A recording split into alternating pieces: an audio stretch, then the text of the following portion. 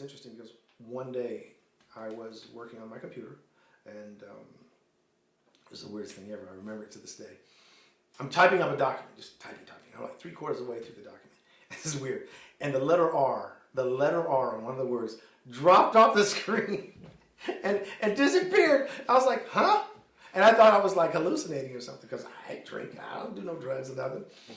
And then another letter fell off. And I'm watching as the thing that I just typed, this full page, letters are literally falling off the screen. And I'm like, how's this even possible? So it ended up being a virus. I mean, it was impressive to see it. You hear about these things, but to watch letters falling off your screen is something different. I went out, and at the time, there was Norton and McAfee.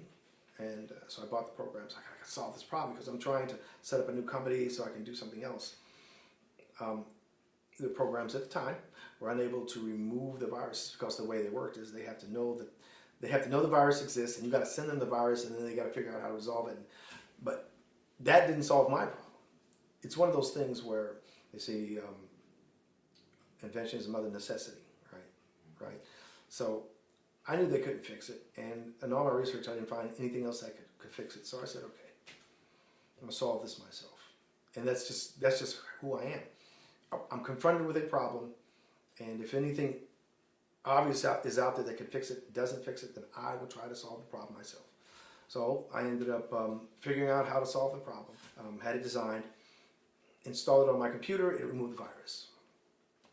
That was great. Now I solved that problem, and I thought, wow, I might actually have something here. I might be able to get people interested in this. So I'm in Columbus, Ohio. I don't know how to get into the marketplace with something like this. The only thing that I knew was there was a store up the street called Micro Center. And so I started going there. And first time I went there, they're like, we're not interested. But now we're talking about me, right? You're not interested today. I'll be back in 2 weeks. I kept going back every 2 weeks for probably 4 months. Every 2 weeks. They're like, not interested, not interested. Sometimes I'd be sitting there 3 hours before they come out and say, we're not interested. But they knew I was coming. They just didn't know what day. I didn't come Thursday every 2 weeks. Eventually, what happened, it was Christmas Eve, I want to say 1992. Christmas Eve, 1992. I got a phone call. I was at home. I got a phone call from a company in California and said, we have a problem with our computers. The gentleman said, we have a problem with our computers, and my son-in-law is the manager of a computer store there in Columbus, Ohio called Micro Center. And he forwarded me all the software, and none of it worked. But he says, you might have something that will work. I mean, how's that? That's just awesome, right? How does that happen? So I said, sure. So I transmit the program to him through something called a bulletin board. And for the next 3 hours, we walk through installing it on his computers, and it removes all the viruses. And he says, I thank you very much. We just installed it on 50 machines. We're going to pay for your software for 50 machines. And I was like, thank you, but it was my pleasure. Because I had something that could actually serve a purpose. I got a check 4 days later for the 50 machines, and then I got a call 7 days later from a company called CompUSA. And they said, you did a favor for a really big client of ours. How'd you like a shot at the big time? Right? I'm like, I thought it was a joke at first, but they were serious. And long story short, CompUSA picked me up, and then every other software store in the United States, Canada, and South America picked me up as well.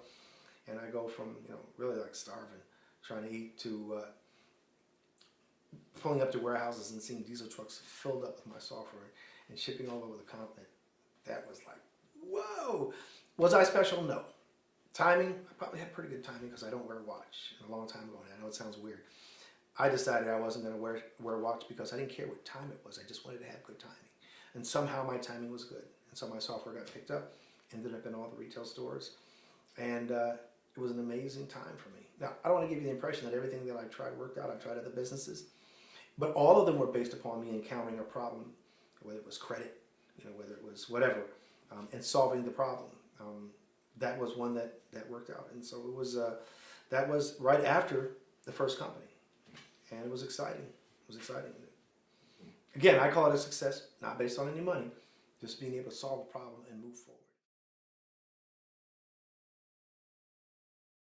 See, now what you're doing now is you're making it seem like that I actually knew what I was doing, because I didn't. It's the truth. So the software in the ugly yellow boxes are antiviruses known as Immune 2.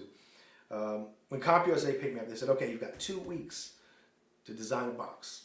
I'm like, okay, I can do that. So I started going to every software store out there and looking at all these boxes. And I realized after like my 12th software store, there was no possible way that I was going to make anything more beautiful than what was there. And they were beautiful colors. They were embossed, they sparkly, and you walk up to the shelves and there's 30 packages, 50 packages, and they're all waving, hey, pick me, pick me.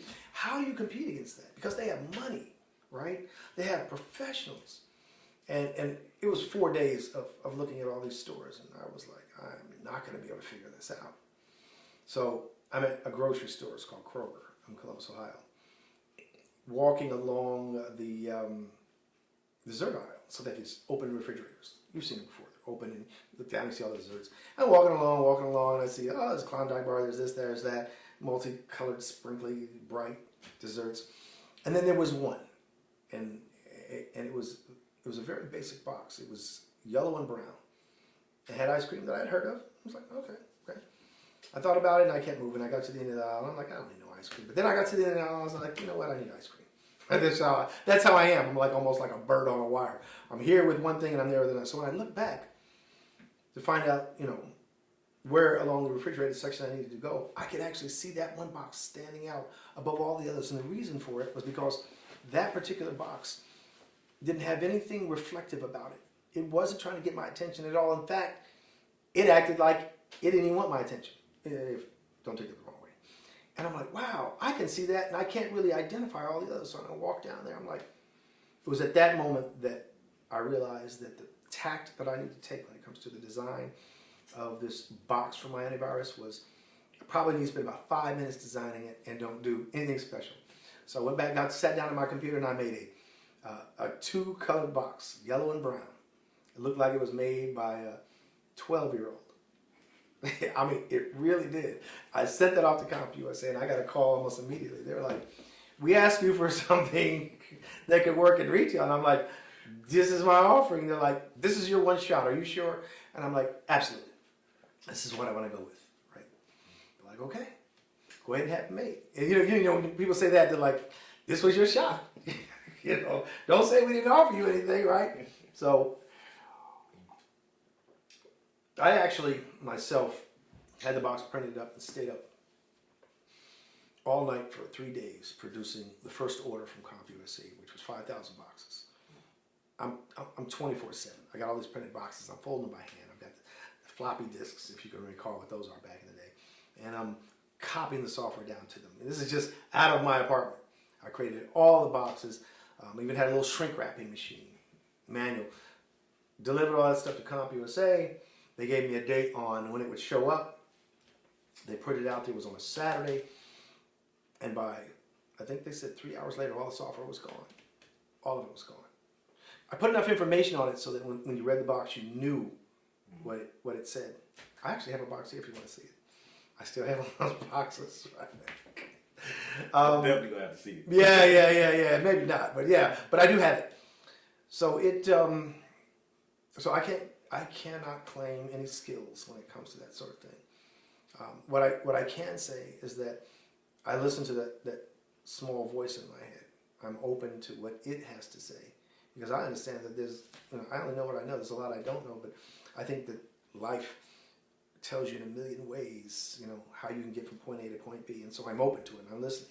And in that occasion, I looked back and I saw the ice cream sitting in the middle. So that was my unique marketing, so you can't say that I'm an expert, but that'll be our secret, right? My unique marketing, ploy where I did the exact opposite of what everyone else did, because that just tells you that all these so-called experts that say this is the only way to do that, maybe it is and maybe it isn't.